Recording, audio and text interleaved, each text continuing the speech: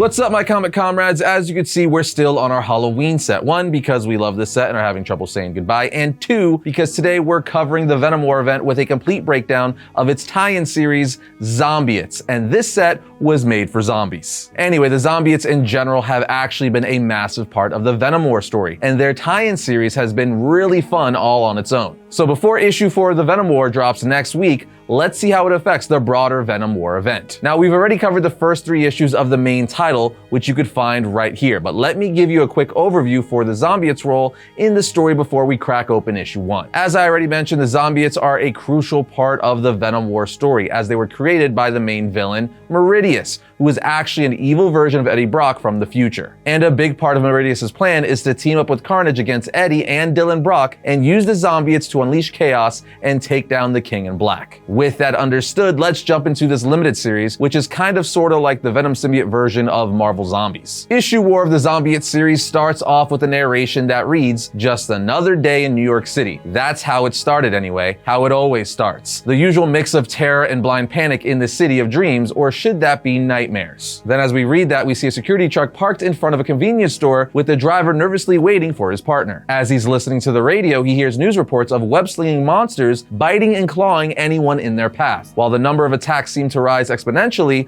authorities call all New Yorkers to remain calm. It's right at this point the driver's partner bangs on the door, scaring the hell out of him as he's holding a slushie and a bunch of snacks. The driver yells at his partner saying, "What is wrong with you, knucklehead? Banging scared me half to death." His partner says, "Just open the door, will ya?" The driver responds, "We shouldn't have even stopped, Doug. We're on a schedule. Remember? There's all this stuff on the radio. I checked online and they're saying there's been an outbreak at the city morgue." "The freaking morgue, Dougie." Doug says, "Geez, Mac. Next you'll be saying it's the zombie apocalypse." Mac says, "This is New York, Dougie. Stuff like that is always going down." As Doug says, "You watch too many movies," he drops a snack and bends down to pick it up just outside of the truck, at which point he thinks he sees Spider-Man coming in to help everyone, and that Spider-Man comes crashing down on him. Mac then says, "Dougie, what's happening, man?" As we see a symbiote biting Doug on the neck, with Doug saying, "Drive, Mac." Captions say, "I have no idea why Dougie thought driving was such a good idea. Both Dougie and Mac were dead. They just didn't know it yet. None of us did." From the schmucks on the street to the do-gooders protecting them, as we see She-Hulk and Hellcat protecting a school bus of kids from the Zombiotes. One of the girls screams, "She-Hulk, help us, please." She-Hulk replies, "We're trying, sweetie," with Hellcat saying, "Damn, Zombiotes are everywhere." She-Hulk then says, "Zombiotes? Seriously, Hellcat? Is that what we're calling them?" Hellcat, while punching one of them out, says, "Unless you have a better idea." Anything from the Avengers Emergency Channel? She-Hulk tells her, "Only to avoid being bitten. Apparently all it takes is a nibble to become infected." Hellcat answers, "See, what did I tell you? Zombiotes." One of the teachers on the school bus then tries to protect 2 of the students and ends up getting bitten right before Hellcat swoops in saying, "Eat this, monster," while the kids scream. They then say, "Mr. Bennett, is he?" Hellcat tells them, "Mr. Bennett's gone, kiddo." She-Hulk is like, "Patsy," but Hellcat just tells her, "No good sugarcoating the situation, Jen. Kids gotta learn. The world's a dark place, and getting darker by the second." And right at that moment, Mr. Bennett rises reanimated, infected, with She-Hulk saying, "So much for being dead." Hellcat is all like, "Oh, he's dead all right. It's the alien goop that keeps on crawling." She-Hulk, while looking at more of them, says, "While the rest are alive and swinging beneath the symbiotes, question is how to stop the crawler and swingers alike." Hellcat, clearly being the zombie expert, tells her, "Oh, that's simple. George Romero, 1968. Destroy the brain or remove the head," as she rips off Mr. Bennett's head in gory fashion. Hellcat then just starts going feral on these zombies, with She-Hulk ultimately stopping her by grabbing her hand saying, "You are not a monster, and neither is he. That guy's still alive in there. We can't kill people whatever they've become." Hellcat says, "Next will be telling me where there's life, there's hope." She-Hulk then punches a zombie saying, "Of course there is. What is wrong with you, Pats?" But when she turns around, she sees that Hellcat has been overwhelmed by a horde of Zombiotes and now infected. As captions say, "See? No one was safe. Not that I noticed, of course. Not yet. What can I say? I was busy." As we see the person narrating this entire comic has been Shocker. We see Shocker looking off a rooftop with binoculars, and we also find out he's gotten the band back together, aka the Sinister Six. Well, at least Overdrive and Speed Demon. Shocker says, "We hadn't been the Sinister Six for a while, not since Boomerang bit the big one," giving his life for Spider-Man of all people. Shocker then continues to say, "I thought it would be fun getting the gang back together. How wrong could a guy be? Speed Demon and Overdrive were the only ones who answered the call." Overdrive then tells Shocker, "Seriously, Herman? We don't have to do this crap anymore." Shocker tells him, "It's a simple enough job, Jim," with Overdrive responding, "But one we don't need." Look, it's been how long since Boomer? Shocker then finishes his sentence and says, Boomer's dead. With Overdrive then saying, since he showed us that we can change if we want, that we can make a difference. Speed Demon then says, nice pep talk, Mr. Rogers, but it's time for the big boys to go to work. Shocker then blasts a security truck with his vibro gloves, which obviously flips it over. Overdrive then goes to check it out, but says, what the heck is this crud? As there's black goo all over it, and he quickly finds out it's symbiote goo as they're robbing the same exact security truck from the beginning of the issue, with the now infected guards coming out trying to infect them as well. Speed Demon then says, you see this, Herm? He answers, I see it all right, Demon. See it for what it is, a damned inconvenience. As he goes to steal something out of the back of the truck. Speed Demon then says, no haul is worth this. See you around, compadres. As he tries to run off, one of the Zombiotes catches him with a tendril. And when the Zombiote pulls Speed Demon in, it bites him on the neck, infecting him. Shocker then uses this distraction to get a box out of the back of the security truck, while Overdrive is trying to hold off another Zombiote saying, Herman. But Shocker just gets in his car, with Overdrive saying, wait, will you? Overdrive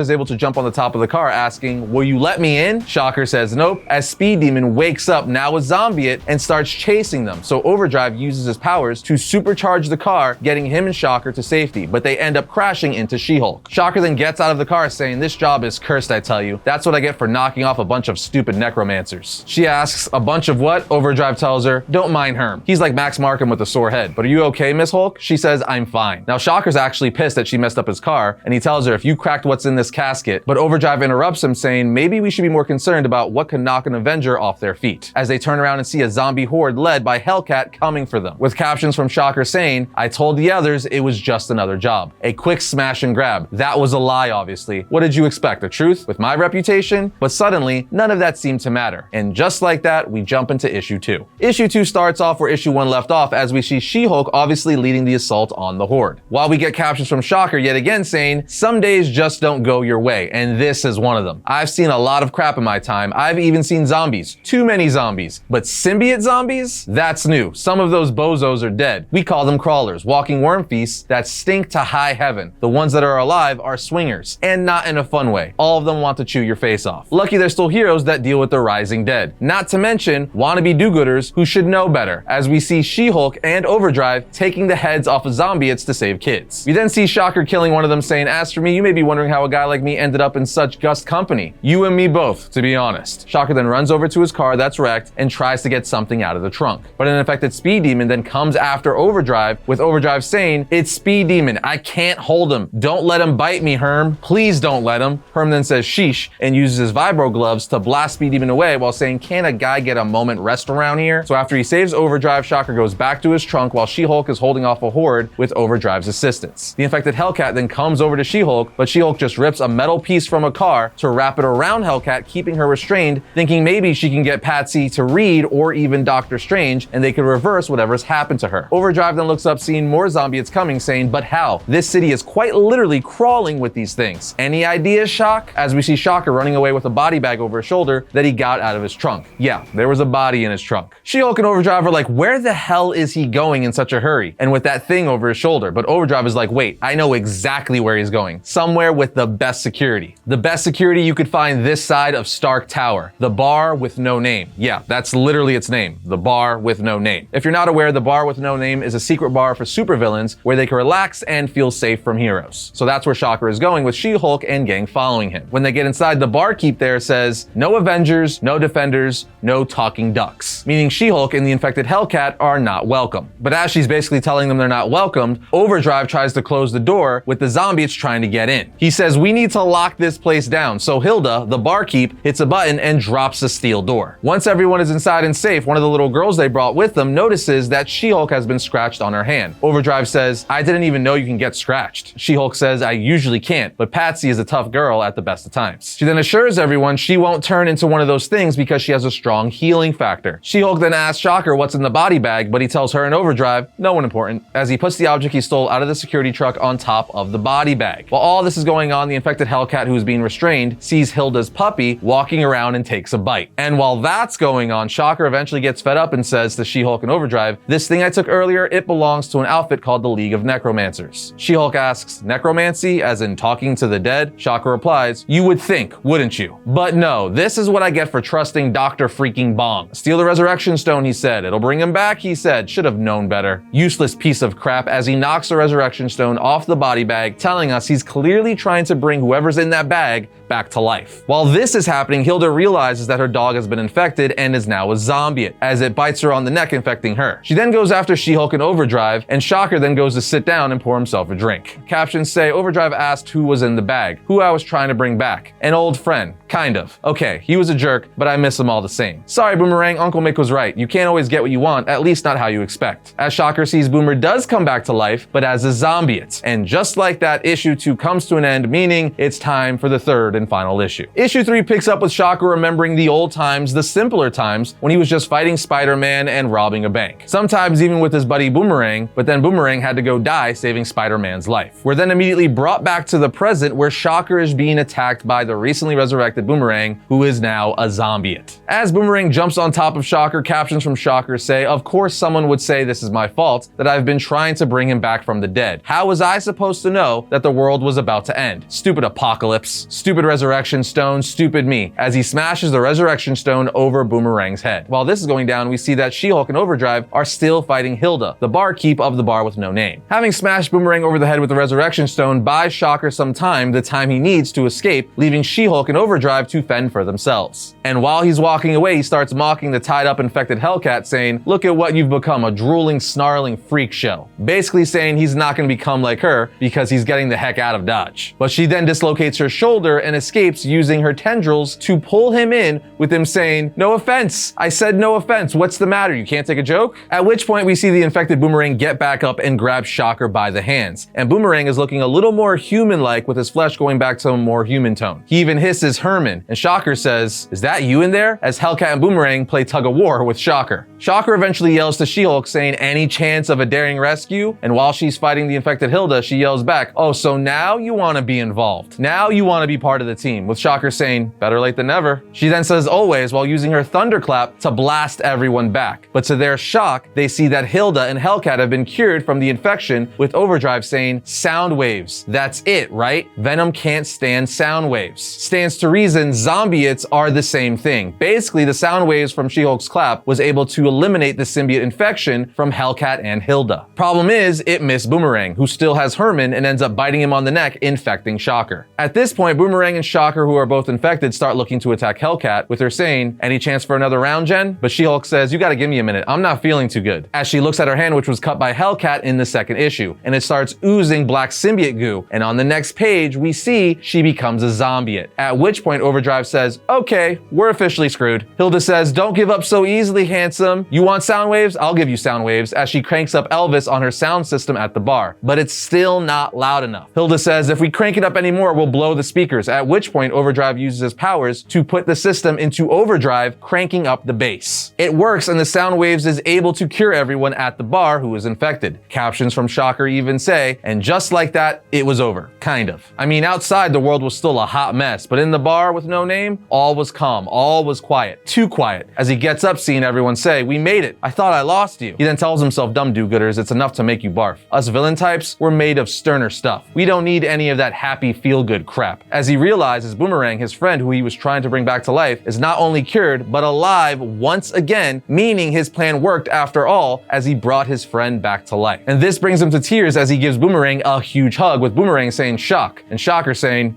"Hey, Boom." But they then realize they're being too emotional and push each other away, calling each other a jerk and a loser. Hilda then says, "If you two are finished, we need to work out what happens next. The bar's defenses are strong, but we can't stay locked up forever." Overdrive looks at She-Hulk saying, "We could punch our way out." She-Hulk tells them, "There's too many of them." even for me. Boomerang then says, seriously, how did you guys manage without me? Sound waves reduce the Zombiotes to gloop, right? And sound waves are what? Vibrations. He then points out that Shocker is wearing vibro gloves, meaning that's their way out of there. Shocker then puts on his mask, saying to Overdrive, I think I'm gonna need an upgrade. Overdrive responds, see, I knew there was a hero in there just waiting to get out, as he starts energizing Shocker's vibro gloves. Shocker then says, didn't have the heart to tell the kid he was spouting rubbish. This wasn't a new start. No one was changing their ways. It was survival, nothing more, nothing less. That's what I told myself anyhow, just another day in New York City. As She-Hulk, Hellcat, Shocker, Overdrive, and Boomerang bust out of the bar with no name, taking on the Zombiotes as Shocker leads the way. And there you have it, friends, the complete Venom War Zombiotes tie-in story. This was an awesome self-contained series, and it's not too often we get stories with Shocker as the lead character. So that was nice to see, especially for longtime Spider-Man fans. He's always been one of my favorite Spider-Man villains, so I enjoyed seeing him in the spotlight for a change. And writer Cavan Scott did a great job fleshing out the character's sentimental side through Shocker caring for Boomerang. But altogether, this was just a fun zombie story that uses great Spider-Man villains to show us what's happening on the ground, while Spider-Man, Eddie, Meridius, and Carnage wage their Venom War. Anyway, now it's your guys' turn. What did you guys think of the Zombiotes story? Let us know down in the comments. Other than that,